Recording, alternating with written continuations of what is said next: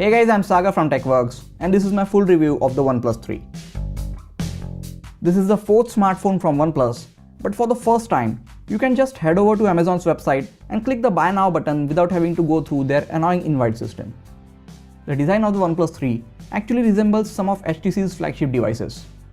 OnePlus chose to go with an all-metal back for their third flagship smartphone and made it a lot thinner and lighter than the OnePlus 2. This decision makes the camera stick out of the back quite a lot and more importantly reduces the battery capacity on this phone. While the metal back looks and feels amazing, it has a tendency to slip out of your hand. Putting a skin on it like the one I have from D brand might help a bit, but if you want more protection than a skin and a lot of grip on your phone, you can always go with the official OnePlus sandstone case, which by the way also covers the camera bump. At the front, we have a 5.5-inch 1080p Optic AMOLED screen covered by Gorilla Glass 4. While many people are disappointed with the 1080p screen, I personally don't mind it. The 1080p panel has a sufficiently high pixel density, and you won't notice the individual pixels unless you are holding the phone very close to your face or specifically looking for them. Not having a 2K display also means that the battery will last a bit longer, as the processor doesn't have to push around as many pixels. The colors are vibrant and pop out of this AMOLED screen. Blacks are deep and viewing angles are sufficiently wide as well. Thanks to the latest software update, you can now enable the sRGB mode, which shows less vibrant but more accurate colors. You have the option to choose the color temperature of the display according to your liking. And you also have the night mode, which reduces the amount of blue light in the display. Below the screen, we have the always-on fingerprint sensor, which is also a capacitive home button. This is one of the fastest and most accurate fingerprint sensor I came across this year. The alert slider makes its way to this phone, which is one of my most favorite features offered by OnePlus. It is so convenient to change the profile of your phone with just a slide of a switch. The volume and power button on the OnePlus 3 are extremely well built. There is no rattling or play of any sort, and you get a very satisfying click while pressing them. The earpiece above the screen is really good and gets loud enough during cellular calls. The single speaker at the bottom is however a bit disappointing. First of all, it's a bottom firing speaker and not a front firing one. And it also gets a bit teeny format taste at higher volumes. The USB-C port at the bottom is only for charging, and while transferring data, you only get USB 2 speeds. Now inside, this phone packs in a Snapdragon 820 processor, Adreno 530 GPU, and a massive 6GB of RAM. That is actually 2GB more than what I had in my laptop when I started this channel. It comes with 64GB of built-in storage with no microSD card expansion slot. You get a bit over 53GB of available storage. And if that is not enough for you, then you also have the option to connect a USB OTG drive to transfer your data on the go. The 6GB of RAM was one of the most talked feature about this phone at the launch.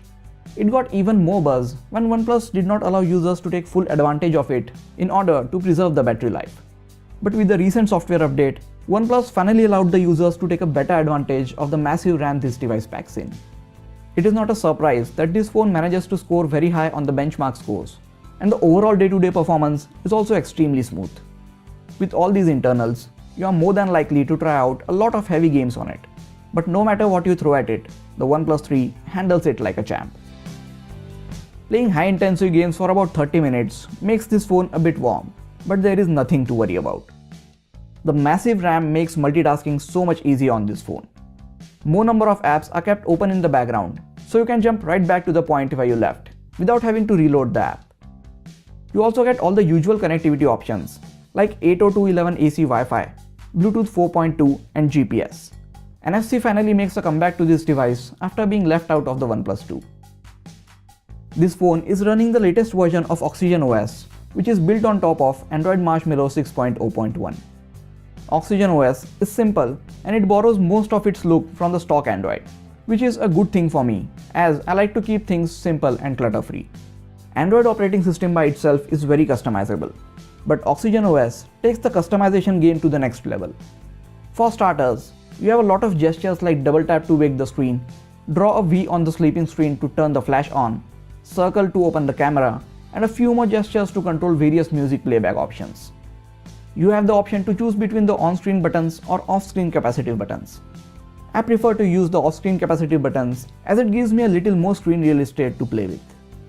You can swap these buttons and even assign them to perform various tasks on double pressing or long pressing them. One of my favorite customization option is the dark mode. it completely changes the color of the user interface. Now because we are using an AMOLED display, using the dark mode also helps to prolong the battery life of your phone. If for some reason you don't like the look and feel of this operating system, then you can always install a launcher of your choice and tweak it according to your liking.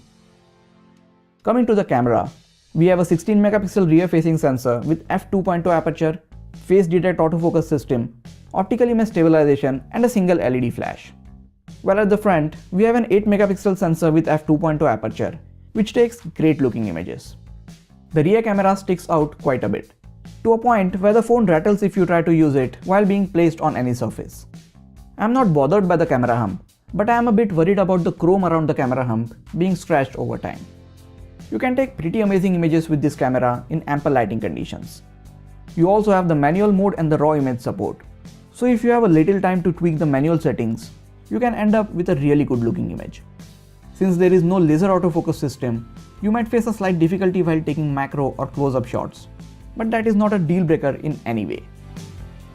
This camera shoots 4K video at 30 frames per second and 720p slow motion videos at 120 frames per second. The videos shot with this phone are not the best I have seen, but it still gets the job done. I have a separate video about the camera performance of the OnePlus 3.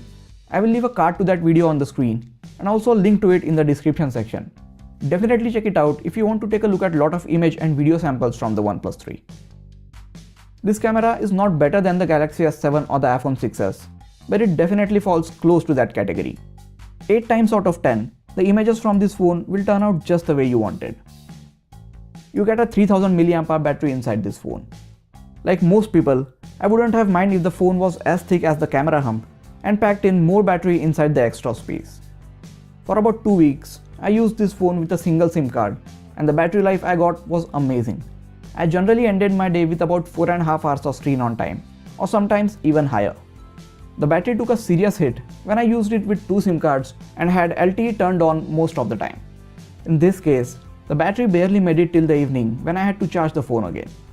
I am now using this phone with the same 2 SIM cards, but instead of being on LTE, I am connected to a Wi-Fi network most of the day. And again I am getting a battery life with a bit over 4 hours of screen on time. When it is time to charge this phone, the included dash charger gets it from 0 to 60% in just 30 minutes. And it roughly takes under 75 minutes to get it to a full 100%. And all of this while keeping the phone running cool. OnePlus managed to achieve this by letting the dash charger handle all the power management instead of the phone. I have used a lot of Qualcomm quick chargers on many devices, but none of those come even close to the charging speeds of this dash charger. I did not like the OnePlus 2 which was launched last year. It lacked in many key areas, was bulky and heavy, and the overall experience of using it was not very good. But this year, the experience is completely different. The OnePlus 3 is clearly one of the best performing Android devices I have used so far. The design is not completely new or different from most of the smartphones out there, but it still looks, feels and performs like a premium device. Very rarely we get a smartphone that doesn't really lack in any department and still manages to keep its price way lower than the flagship devices from big manufacturers. OnePlus 3 is definitely one of them. It performs just as well, or in some cases even better than the flagship devices, which cost twice as much. It is the best smartphone you can get in under 30,000 rupees right now. So there you have it. This has been my review of the OnePlus 3 after using it for a complete month. Let me know your thoughts about this device in the comment section.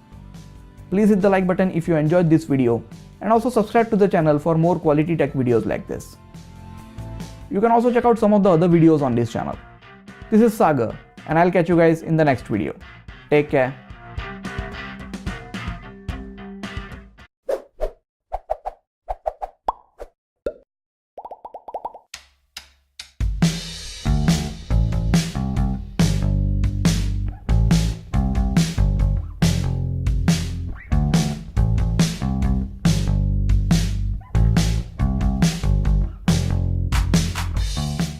Hey guys, I'm Saga from TechWorks and this is my full review of the OnePlus 3.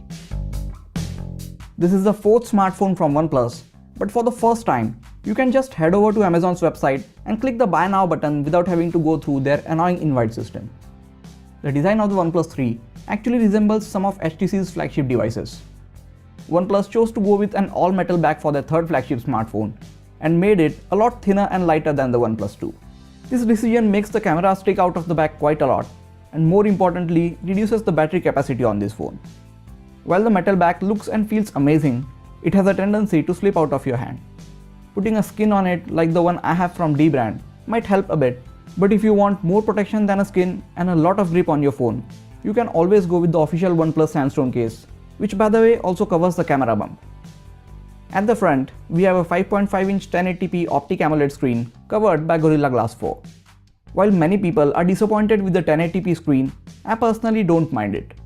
The 1080p panel has a sufficiently high pixel density, and you won't notice the individual pixels unless you are holding the phone very close to your face or specifically looking for them. Not having a 2K display also means that the battery will last a bit longer, as the processor doesn't have to push around as many pixels. The colors are vibrant and pop out of this AMOLED screen. Blacks are deep and viewing angles are sufficiently wide as well.